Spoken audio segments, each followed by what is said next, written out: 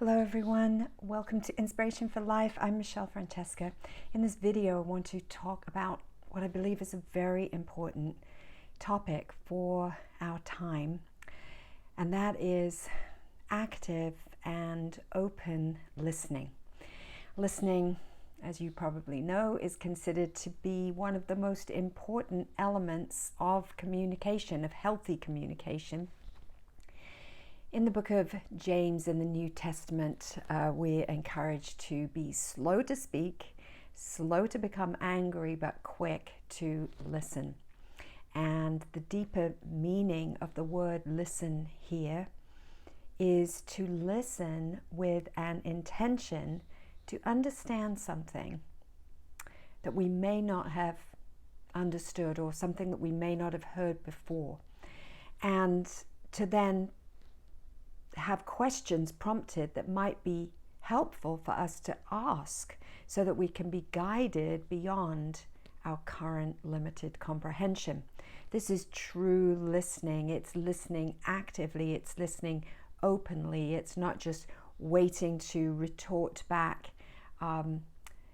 according to the awareness that we already have, but it's about really listening deeply, listening with our mind, listening with our emotions, listening with our body to go beyond our current place of understanding.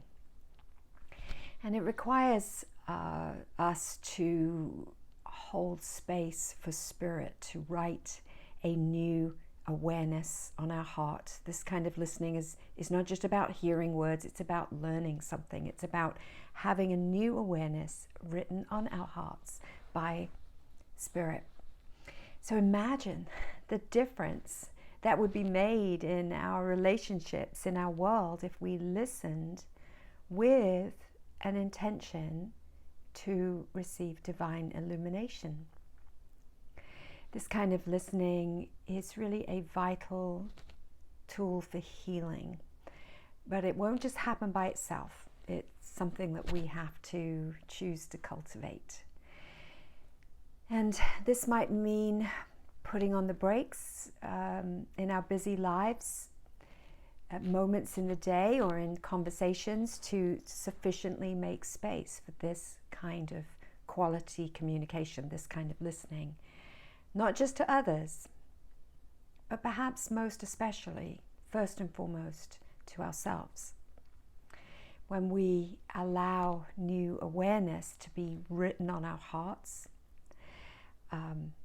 then aligning with compassion and empathy for others comes naturally. When we allow new awareness that perhaps something deeper is going on in our own experience, we can then take that kind of quality communication and bring others into that experience with us as well.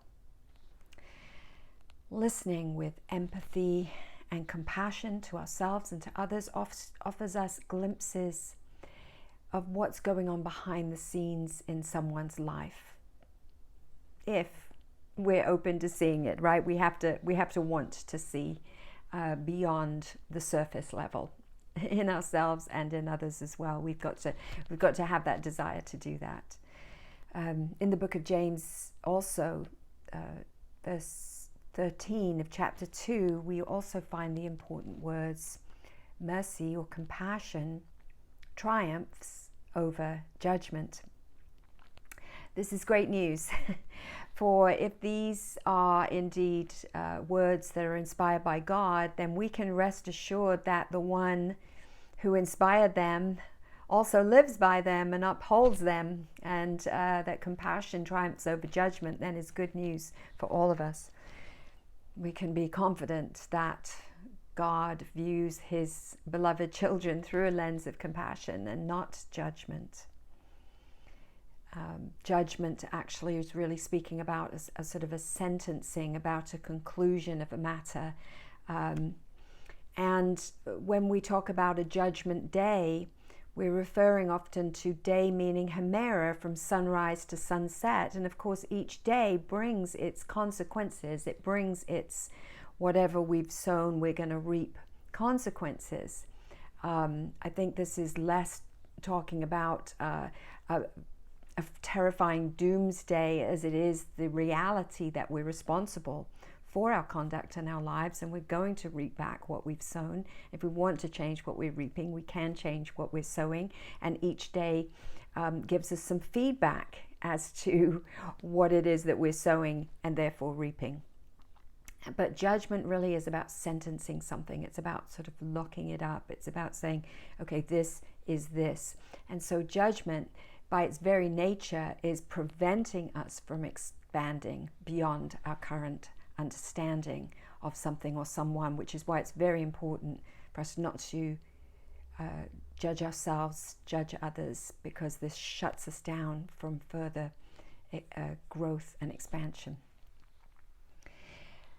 I'm so glad that the Omniscient One is fully aware of everything that we've been through, including every trauma, every trouble that we're dealing with in any given moment of time. And not only that, but in all these things, God does not count any of our wrongs against us. And we see that if you're a Bible reader in 2 Corinthians 5:19, our wrongs are not counted against us. Will we bear consequences from them at times? Yes, of course. But they're not being counted against us. They're not being used as a baton to sort of hit us over the head. They are teaching us, however, if we want to improve the quality of what we're reaping, then we need to change what we're sowing. Experiencing expanded awareness within was part of a very prayerful wish articulated in Ephesians 1:18. The writer is Paul there, and this prayer requests that we be enlightened, that all be enlightened as to who we really are in God, and enlightened as to the power that's available to us as we lay hold of it. Awareness as to the inherent sonship calling of us individually and all those around us.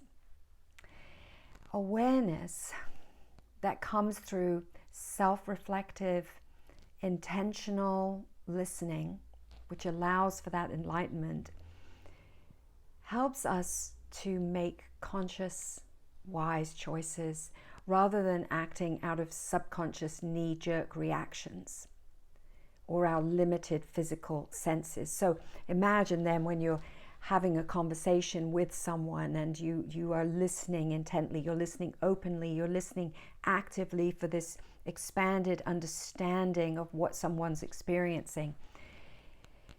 If we can train ourselves, if we can teach ourselves to do that, we're going to be able to work our way out of these patterns of knee-jerk subconscious reactions, triggers, if you like, or going by just what we see on the surface. We're going to be pressing in to understand why someone's saying what they're saying, why someone's doing what they're doing, why someone feels the way that they feel. And this can only strengthen our relationships.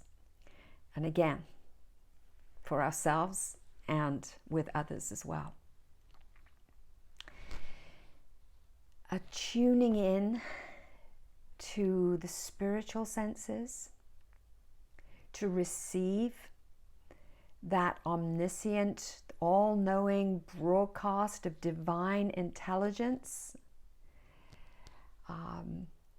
This is an amazing way to live life, where there's a conception, there's a receiving in the mind of Christ that we have, that is really helping us to go beyond just the physical senses. It's really helping us to come into such an expanded opportunity for wisdom.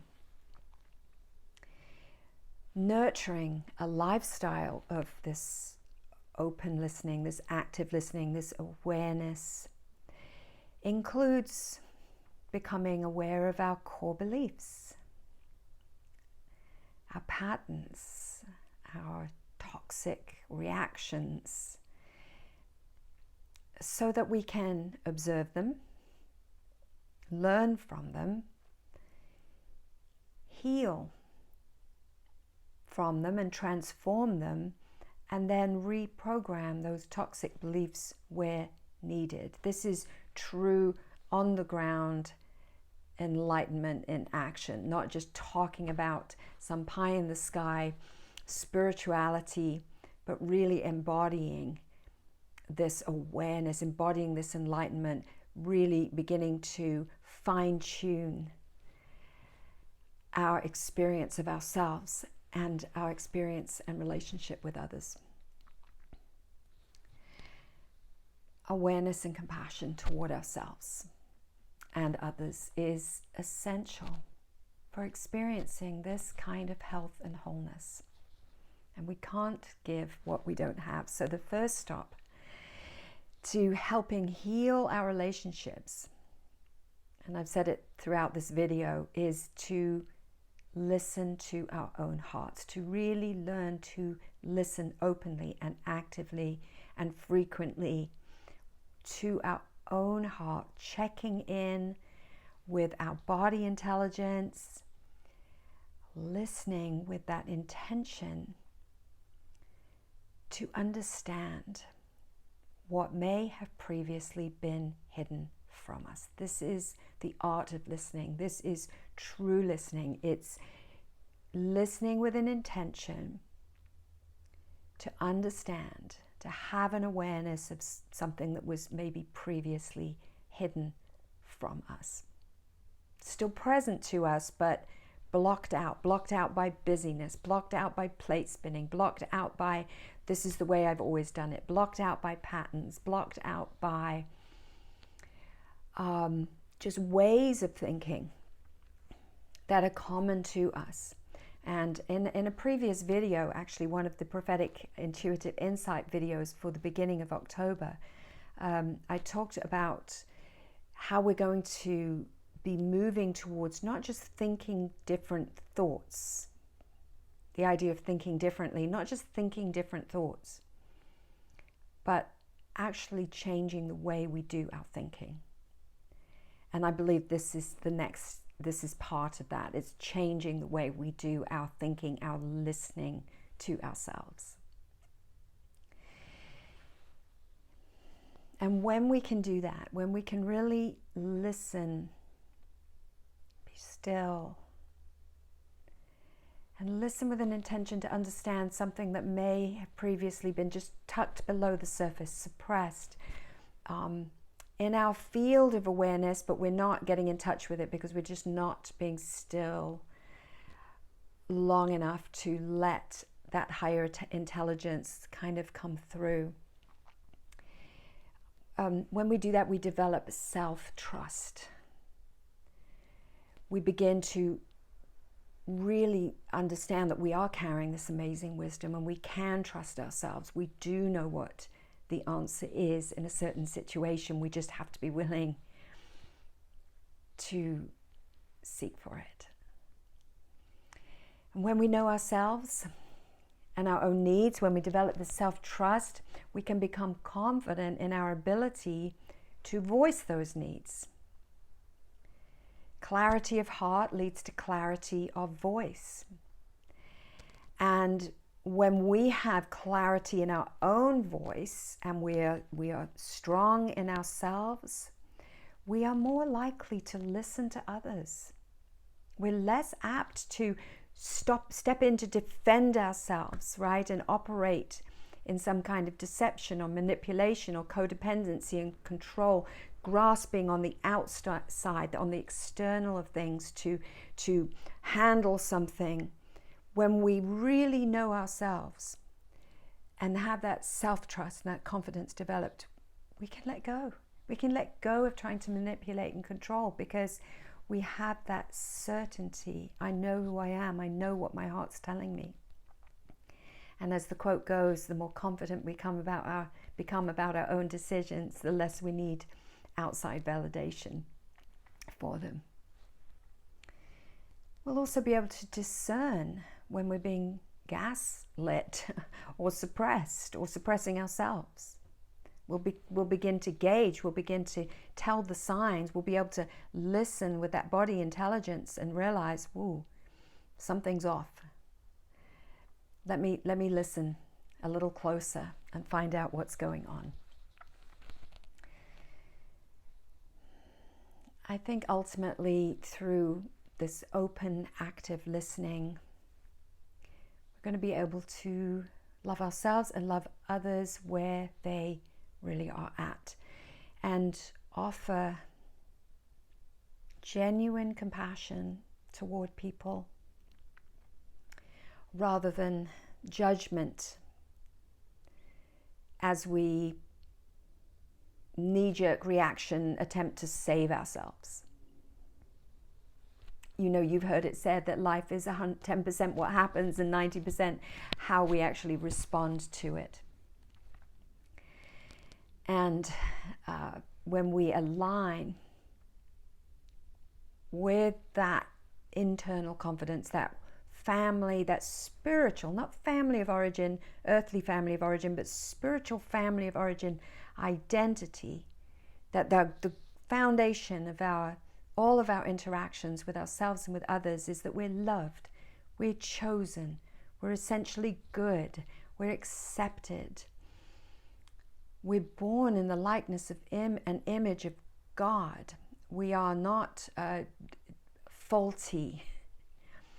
When we can align with that spiritual identity, when we can begin to trust ourselves, when we can readily tune in and listen openly and actively to what that inner wisdom, spirit guidance is telling us, when we stand in that loved, chosen, essentially good identity, and know that we are held, that we're wanted, and that we are enough, we're going to find that there is so much more room within us to truly be able to listen to others without their words or their sentiments shaking our own sense of security. You can begin to see the incredible change that would make in our world as each one of us can practice with increasing diligence this beautiful art of open and active listening, awareness. G.K. Chesterton said this: "It is only the secure who are humble." I agree with this statement, and humility is akin to true listening, because listening with an intention to understand beyond our current understanding requires us to acknowledge something very simple: we don't know everything, and we have more to learn. When we are truly listening, the questions that we ask will become more important to us than the answers we think we're already certain of. And questions stretch us and allow for expansion. Questions make room for increased understanding, whereas presumption limits and shuts doors to new awareness. The conclusions that we form, that we need to form sometimes, not everything can remain open-ended, and the conclusions that we form while still allowing room for growth then can be the kind of conclusions that nurture our relationship with ourselves and with others going forward, rather than pinning us down, putting us in a box, and hemming us into our past. Love, kindness, patience, and honesty and goodness are the stabilizing qualities in a heart that welcomes expansion and needed adjustment. Listening with openness to new awareness is critical at this time. It's been mentioned already, but an important first stop for us is listening to the mind of Christ within, listening with an intention of learning something we may not already have, an experiential awareness. That's why I call it open listening, because we're keeping the door open to the mind of Christ. That 2 Corinthians 2:16 says we have. And this divine voice is revealing beautiful things to us at this time. And I think we would do well to pay close attention.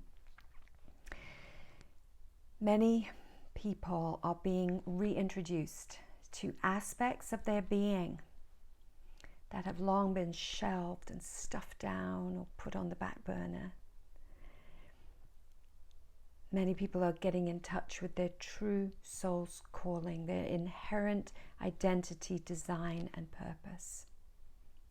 People are becoming aware of the beliefs and the programming and the lies that have kept them tamed and chained and afraid of their light, their true self.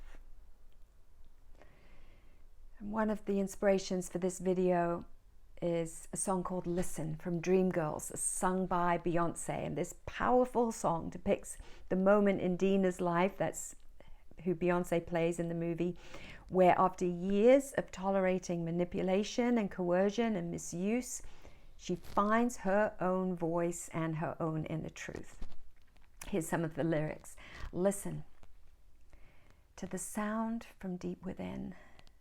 It's only beginning to find release. The time has come for my dreams to be heard. They will not be pushed aside and turned into someone else's, into your own, she says in the song. These are the words of a woman who for years gave away her power to users and abusers, but was ready at last to take it back. I am alone at a crossroad, she sings. I don't know where I belong, but I'll be moving on. These potent lyrics echo the desire of many people at this time to move from incoherence, from misalignment within themselves, to an awakened truth of their in God being. The lyrics of Listen represent the feelings of millions of people who are awakening to the fact that they have been programmed to believe things about God, about themselves, about life, about the world, about others, that are holding them captive to controlling agendas and negating their true essence and calling and potential. As we learn, as we listen to the song within, as we learn about our authentic selves and honor our own truth, as we learn to listen and trust the sound within us and gain clarity about who we are, why we're here, we are going to be exponentially strengthened to communicate in ways that honor all diversity and authenticity in ourselves and in others. We're going to be able to listen and develop compassionate awareness rather than listening only with an intent to control and defend our limited perspective and versions of truth. So let's start practicing today to listen to the truth that is deep within our own hearts and authentic being. I hope that you will develop the beautiful art of active and open listening, which, in closing, once again, is simply this. It is listening with an intention to understand, to tune into spirit, the divine voice within, to comprehend that which may previously have been disclosed, obscured, shadowed within us. Thank you for joining me in this video today. I hope that you will come back and join me again next time. Hit the subscription notification bell. I look forward to seeing you again. I'm Michelle Francesca. This is Inspiration for Life.